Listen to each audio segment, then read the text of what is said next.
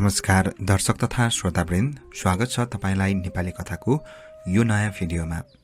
आजको भिडियोमा मैले पहाचरे र घोडे जात्राको कथा लिएर आएको छु। आशा छ आजको कथा पनि तपाईलाई मन पर्नेछ। सर्वप्रथम घोडे जात्राको शुभ अवसरमा यहाँहरूलाई हार्दिक शुभकामनाका साथ लागौं यसैसँग सम्बन्धित कथाहरूतर्फ।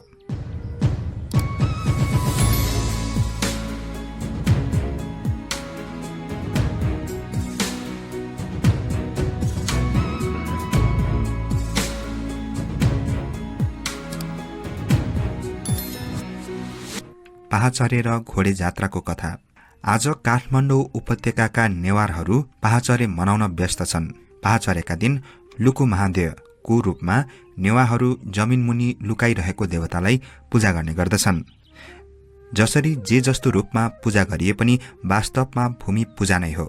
किम्वदन्तीलाई जे जसरी पढिए पनि उपत्यकामा गाई पालेर जीविकोपार्जन गर्ने गोपालहरूले जमिन मुनिको ठुङ्गालाई गाईलाई आवश्यक घाँस दिने देवताको रूपमा पुज्दथे। पछि पशुको रक्षकको रूपमा पशुपति भनियो र पुज्न थालियो। यिनैको समयमा सुरु भएको थियो पहाचरे। नाम बदलियो होला, पूजाका शैली बदलियो होला तथा चाडका कथा बदलियो होला, तर परम्परा त्यही नै हो। पाहुना सत्कारका रूपमा पहाचरे नामाकरण कहिलेबाट भयो यकिन भन्न सकिँदैन। उपत्यकामा प्रचलित केही किम्वदन्तीले पहाचरे नामाकरण भएको कारण देखाउँछ। किम्वदन्ती सत्य इतिहासका आधारले बनेका हुँदैनन्। पहिलो किम्वदन्ती अनुसार 7 वटा दिदीबहिनी अजिमामा गरिबलुती अजिमालाई पाहुना खान जाने बेला हेला गरेको किम्वदन्ती प्रचलित छ भने अर्को किम्वदन्ती अनुसार 7.5 दशाबाट मुक्त हुने 7.5 वर्ष महादेव मुक्त हुन 7.5 वर्ष महादेव फोहोरमा लुकेर बसेको तथा पहाचरेका दिन बाहिर निस्केको कथा पनि प्रचलित छ। पहिलो किम्वदन्तीको कथा यस्तो रहेको छ। घोडे जात्राको अघिल्लो दिन भने काठमाडौँवासी धुमधामले पहाचरे मनाउने गर्दछन्। उपत्यकावासी अष्टमातृका मान्ने गर्दछन्। उपत्यकालाई यिनै अष्टमातृकाले रक्षा गरिरहेको विश्वास गर्दछन्। पहाचरेको दिन यिनै 8 दिदीबहिनी अजिमाहरूको एकै ठाउँमा भेला भएर भोज खान बसेछन्। 8 मध्ये जेठी लुती अजिमा गरिब थिइन्, राम्रो कपडा पनि थिएन। उनको बच्चाहरू पनि दुब्लो पातला थिए, जसले गर्दा बहिनीहरूले हेला गरेर खान पनि दिएनछन्। छोराछोरी पनि भोकले व्याकुल भएपछि लुती अजिमा त्यहाँबाट केही नभनी बाहिर निस्केछन्। घर फर्कँदा बाटोमा फर्सी भेटेपछि त्यही पकाएर खुवाउँछु भन्दा फर्सी सुन भएछ। सुन बेचेर अजिमाले राम्रा लुगाहरू किने, मिठो खान थाले। अर्को वर्ष फेरि चाडको दिन दिदीबहिनी भेला हुँदा राम्रो सुकिलो लुगा लगाएको हुँदा बहिनीहरूले खान दिएछन्। तर लुती अजिमाले खानेकुरा नखाई सबै आफ्नो र छोराछोरीहरूको लुगामा दलेछन्। अनि बहिनीहरूले किन भनेर सोद्धा लुती अजिमाले तिमीहरूले मलाई होइन मेरो लुगालाई खान दिएको रहेछौ, त्यसैले लुगालाई खान दिएको भनेछ। त्यसपछि फर्केकी लुती अजिमा कहिल्यै आएनछन्। त्यसैले आज पनि असनबाट खट जुधाउने जात्रामा 7 वटा खट मात्र जुधाइन्छ। लुती अजिमाको जात्रा बाला चतुर्दशीको दिन मनाउने गरिन्छ। दोस्रो किम्वदन्ती अनुसार पहाचरेको अर्को महत्वपूर्ण कथासँग पनि गाँसिएको छ। 7.5 दशा लाग्ने त हामीले ज्योतिष विज्ञानमा सुनेकै छौं। एक दिन शनि महाराजले महादेवलाई अब हजुरलाई पनि 7.5 दशा लाग्दैछ भनेपछि महादेवले मलाई के को 7.5 दशाले सुन्छ भनेर भागेर फोहोरको थोप्रोमा लुक्न गएछ। 7.5 वर्षपछि महादेव फोहोरको थुप्रोबाट निस्केर शनिदेवलाई सोधेछ, खै त मलाई 7.5 दशा लाग्यो? शनिले जवाफ दिएछ, 7.5 दशा नलागेको भए हजुर यस्तो फोहोरभित्र बस्नुहुन्थ्यो। हजुरलाई दशा लागेर नै यस्तोमा बस्नु परेको। यसरी 7.5 वर्षसम्म लुकेर बसेका महादेव लुकु महादेव निस्केको दिनलाई नै पहाचरे मनाउने गरिन्छ। पाहा भनेको पाहुना र चरे भनेको चतुर्दशीको दिन। चैत्र शुक्ल चतुर्दशीको दिन फोहोरबाट निस्केर ज्यापुको घर पुगेको दिन भएको हुँदा पहाचरे भनिएको हो। यस दिन लुकुमादेवको पूजा गरेर घरमा रहेको फोहोरहरू फाल्ने तथा खाल्डाखुल्डीहरू सफा गर्ने गरिन्छ। पिसाच चतुर्दशीको दिन उपत्यकाका खास गरी काठमाडौँका नेवारहरू पहाचरे मनाउने गर्दछन्। वास्तवमा पहाचरे गाई पालनमा निर्भर गोपाल वंशीहरूले गाईको लागि घाँस उत्पादन गरिदिने देवताका रूपमा जमिन खनेर भित्र राखिएको पार्थिव शिलाको पूजा गर्दथे। यही नै पछि लिच्छवी कालमा पशुको देवताका रूपमा पशुपति भयो भन्ने मल्लकालमा लुकु महादेव पनि बन्यो। गोपालहरूको समयदेखि 7औं शताब्दीसम्म पशुपति आर्यघाट नजिकै हाल बेवारिसे झैं राखिएको पार्थिव शिलालाई नै पशुपतिको रूपमा पुज्ने गरेको भन्ने देखिन्छ। पछि 7औं शताब्दीका शिवका अनन्य भक्त अंशुवर्माले शिवको मूर्ति बनाएर पुज्न थाले। 13औं शताब्दीमा बंगालका सुल्तान शमसुद्दीन इलियासको आक्रमणमा सो मूर्ति तोडिएपछि बल्ल हालको चतुर्मुखी पशुपतिको मूर्ति स्थापना गरिएको थियो। अब लागौं खोडे जात्राको किम्वदन्तीतर्फ। किम्वदन्ती अनुसार टुडीखेलको दक्षिण पूर्वको रुखमा एउटा गुरुमापा भन्ने राक्षस बस्दथ्यो, जसले उपत्यकामा दुःख दिन थाल्यो। बच्चाहरू पनि खान थाल्यो। अन्ततः तान्त्रिकको सल्लाहले राक्षसलाई टुडीखेलमा गाडियो। हरेक सालको अन्तमा यही राक्षस बाहिर आउन नसकोस् भन्दै घोडाको टापले कुल्चनी गरिएको भन्ने गरिन्छ। तर किम्वदन्ती जे जस्ता भए पनि वास्तवमा सैनिकहरूले आफ्नै हैकम वा रवाफ देखाउन नै खोडेजात्रा गरिएको आभास हुन्छ। खोडेजात्रा वास्तवमा कुनै जात्रा वा पर्व नै होइन। यो त केवल पिसाच चतुर्दशीको दिन उपत्यकाका खास गरी काठमाडौँका नेवाहरू पाहाचरे मनाउने गर्दछन्। पाहाचरेको भोलिपल्ट राजाहरू आफ्ना भाइ भारदारका साथ लस्करी मन्दिर दर्शन गर्न जाने गर्दथे। यो लस्कर तथा राजा पनि देख्न पाउने भएपछि उपत्यकावासी तमासा हेर्न टुडीखेल पुग्दथे। शाहकालको सुरुमा पनि यही क्रम रहिरह्यो। तर राणाकालमा आइपुग्दा भने राणाहरूले टुडीखेलमा आफ्ना सैनिक शक्तिको प्रदर्शन गर्दै खोडे जात्रालाई विशाल रूप दिए। हुन त उपत्यकावासीहरूले खोडे जात्रासँग गाँसेर एउटा किम्वदन्ती पनि सुनाउने गर्छन्, जुन यस प्रकार छ। इतुम्बहामा बस्ने केशव चन्द्र जुवाको लतले सम्पत्ति सिद्धाएर बिहाल भएका थिए। एक दिन आफ्नो दिदी कहाँ खाना खान पुगेका उनले खाना पस्केको सुनको थाल नै चोरेर जुवामा हारे। अर्को पटक फेरि दिदी कहाँ पुगेका उनलाई दिदीले चाँदीका थालमा पस्केर दिए। त्यो थाल पनि चोरेर जुवामा हारे। तेस्रो पटक दिदीकोमा पुगेका उनलाई भने दिदीले थालमा खाना नदिएर भुइँमा राखिदिए। भोक र रिसले बहुलाएका उनले खाना कपडामा पोको पारेर हिँडे। थाकेर रुखमुनि निदाएका बेला उनले कपडामा पोको पारेर ल्याएको खाना सबै रुखमा बस्ने चराहरूले खाएर सिधाइदियो। केशव चन्द्रको खाना खाएका चराहरू सबै रुखमा नै बसिरहेका थिए। केशव चन्द्र बिउजदा खाना सबै खाइसकेको देखेर रिसले बौलाएका केशव चन्द्रले चरालाई हान्न के लागेका थिए। चराले सुनको बिष्टा गरिदिए। यसपछि खुसी भएका केशव चन्द्रले सबै सुनका बिष्टा जम्मा गरेर कपडामा पोका पारेर बोक्न खोज्दा उठाउन नै सकेनन्। त्यही समय गुरुमापा नाम गरेको राक्षस घुम्दै घुम्दै खानाको खोजीमा त्यही आइपुगे।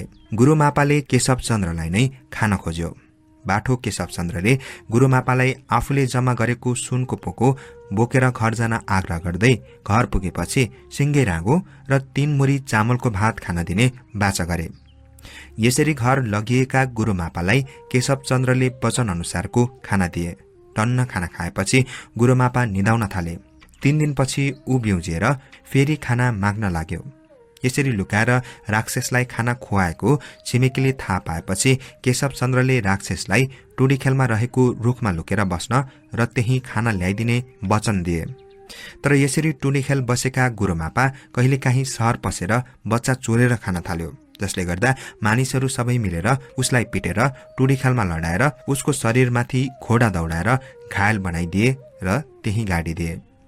गुरुमापा उठेर सहर पसेर बच्चाहरू नखाओस् भनेर वर्षेनी टुडीखेलमा गुरुमापाको शरीरमाथि घोडा दौडाउन थालियो। टुडीखेलको पूर्व दक्षिण दिशामा रहेको एउटा रुखमा बास गरेको गुरुमापा भन्ने उक्त राक्षसको संहार गरेपछि उसको प्रेतात्मा फेरि जागा भई बालबालिकालाई अनिष्ट गर्न सक्ने भय रहेको कारण तिनको अन्त गर्न खोडे जात्रा पर्व चलाएको किम्वदन्ती रहेको छ। प्रत्येक वर्ष चैत्र कृष्ण औँसीका दिन घोडे जात्रा गरी गुरुमापाको आत्मालाई घोडाको टापले कुल्चाएर दबाउने गरिएको हो। साथै सहरका कुनै पनि बालबालिकामाथि खतरा नहोस् भनी चैत्र कृष्ण औँसीका राति त्यही रुखको फेदमा गुरुमापालाई खानेकुरा पनि दिइने परम्परा रहेको छ। यसका साथै गुरुमापालाई केशव चन्द्रले एउटा राँगोको मासु र 3 मुरी चामलको भात खुवाउने बाचा गरेको हुँदा फागु पूर्णिमाको दिन भात पकाएर लाने चलन रह्यो। फागु पूर्णिमाको अघिल्लो दिन किला घका ज्यापु समाजले येपी ख वा भुरुङ खेलमा राँगो काटेर गुरुमापालाई चढाउने र भोलिपल्ट इतम बहाको केशवचन्द्र विहार नजिकैको फुतु क्यवामा 20 पाथी चामलको भात पकाई टुडी खेलमा लगेर टुडी खेलको बेसमा गुरु मापाको भाग चढाई समाजका सबै लहरै बसेर टुडी खेलमा भोज खाने चलन छ। यसरी घोडे जात्रा शुरू भएको भन्ने किम्वदन्ती पनि उपत्यकामा प्रचलित रहेको छ। आखिर जे जसरी भए पनि उपत्यकामा पाहाचारे र घोडे जात्राले भने आजसम्म निरन्तरता पाइरहेकै छ। घोडे जात्राको दिन टुडी खेलमा घोडा दगुराउने जात्राका साथै अरू विभिन्न देवी देवताका रथ यात्रा पनि हुन्छ। घोडे जात्रा नेवार समुदायको एउटा ठूलो चाड हो। यस दिन भगवान शिवजीको धुमधामसँग पूजाआजा गरिन्छ। अझ बढी नाचगान बाजागाजा र परम्परागत वेशभूषा नेवार समुदायले यस पर्वलाई बढी उल्लासमय वातावरणमा मनाउँछन्।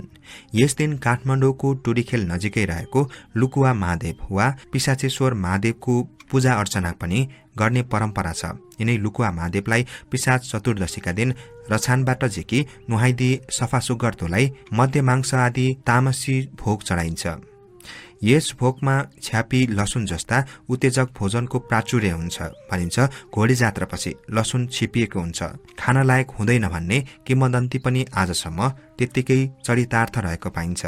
छिटो छरितो बलवान जनावरका रूपमा घोडाको महत्व पौराणिक कालदेखि नै स्वीकार्य भएकोले नै मानिसले घोडालाई तालिम दिई कज्याएर आफू अनुकूल यातायात साधन र मनोरञ्जनका लागि उपयोग गर्दै आएका छन्। साथै वैदिक कालमा घोडाको महत्वपूर्ण भूमिका र मान्यता रहेको देखिन्छ। उसबेला चक्रवर्ती राजाले आफ्नो प्रतिष्ठा, राज्यको सीमा सुरक्षा स्थिर राख्न राज्यबाट कर उठाउन श्यामकर्ण घोडालाई विशेष रूपले सजाई विशेष अधिकार दिई दिग्विजय गर्न छाडेका र सो कार्य सम्पन्न भएपछि उनले अश्वमेघ यज्ञ सम्पन्न गरेका पुराणमा उल्लेख पाइन्छ। साथै सामाजिक प्रतिष्ठान र मान्यतामा नेपालको कर्णाली अञ्चलको मुगु जिल्लाको घोडा भेडा प्रथामा स्थानीय जनतामा भइपरि आउने मुद्दा मामिला, झैझगडा, अंशभण्डा आदिमा स्थानीय भद्रभलात्मी मध्यस्थकर्ताको सहयोगमा कुनै पनि समस्याको समाधान गरिदिने मध्यस्थकर्तालाई भेडाको मासु खुवाई घर फर्कदा घोडामा चढाएर पठाउने नियमको उल्लेख पाइन्छ। घोडे जात्रा अघि आजको जस्तो रूप हुँदैन थियो। तबेलाबाट घोडा ल्याएर मत्याई दौडाइने गरिन्थ्यो र राजाले भद्रकाली दर्शन गर्ने प्रथा थियो। दर्शन गर्न जाँदा राजा घोडामा जाने गर्थे। राजाको पछि पछि मन्त्रीहरू र दरबारीहरूको ताँती छुट्थ्यो। राजाको दर्शन यात्राको शोभा हेर्न टुडीखेलमा जनता भेला हुने गर्थे। यसरी राजाको घोडे यात्राले पछि गएर औपचारिक घोडे जात्राको रूप हुन गएको अनुमान पनि गर्न सकिन्छ। यस जात्राको पहिलाको रूप पाटनको बालकुमारी चौरमा हिजो आजसम्म पनि देख्न पाइन्छ। आज आएर विभिन्न मनोरञ्जन थपिँदै गए र घोडा जात्राको तयारी धेरै दिन अघि गरिन थालेको हो। यस जात्राको मुख्य आकर्षण पक्ष भन्नाले घोडा, मोटर, मोटरसाइकल, साइकल रेस जस्ता खेलहरूको प्रतियोगिता हो। यसका साथै विभिन्न खेल, तमासा, लडाईँका प्रदर्शन, सर्कस पनि देखाइन्छ र फौजीले हेलिकप्टरबाट विभिन्न किसिमका रोचक कार्यक्रम लोकप्रिय हुन थालेको छ। यसले घोडे जात्रा हेर्नेको संख्यामा तीव्र प्रतिस्पर्धा हुन थालेको छ।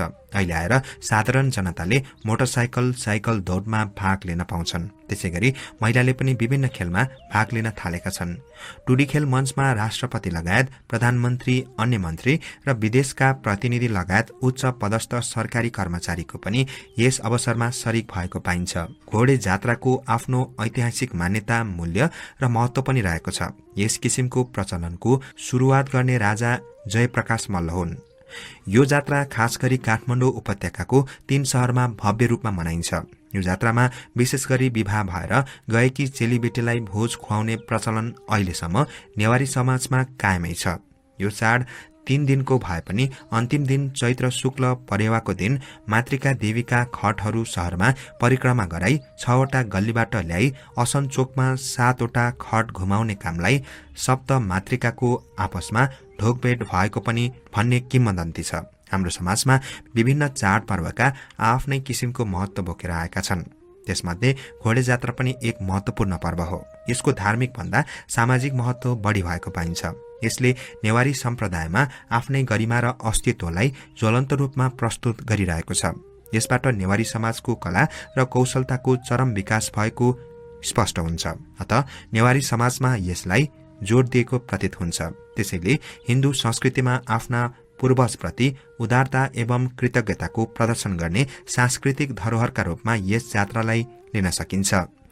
यो घोडे जात्रा पर्व विशेषतः कृषक वर्गले आनन्द गर्ने चाड हो। घोडे जात्रा गरीब कृषकले पनि जंगबहादुरको घोडा किन्छ भनी व्यङ्ग्य गरिएको छ।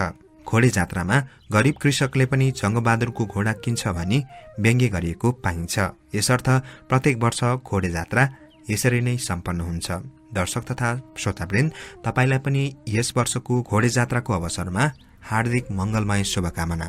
लागौं अघिल्लो भिडियोमा सोधिएको गाउँ खाने कथातर्फ।